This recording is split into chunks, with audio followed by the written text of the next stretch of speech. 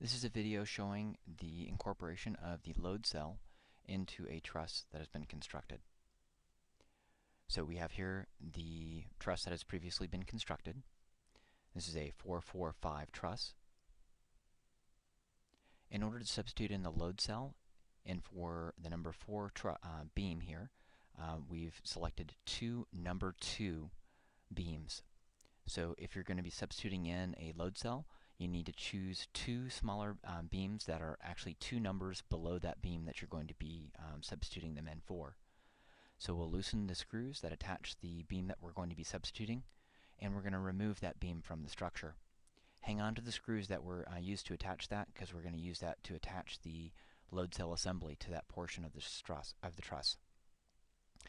Now we have the load cell, and the load cell has the same recesses that the connector ports do. So we're going to place the extension of the beam into the recess, and then we're going to affix it using one of the screws.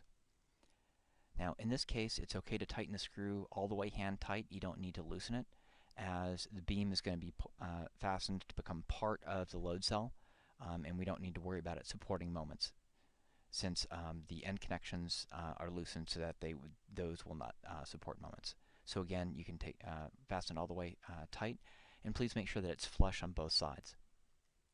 Now we're going to align it with the slots on the end connectors and place it into those connectors. The screws on the far side of the load cell are actually keeping the beam above where it can connect directly. That's why I'm lifting it slightly. And then placing the extension of the beam into the recess, and now affixing it in place with the screw. In this case, we'll again tighten it all the way finger tight, but back it out a quarter turn so that these end connectors don't support moments. And we're going to go ahead and repeat that same process with the far end of the load cell beam assembly.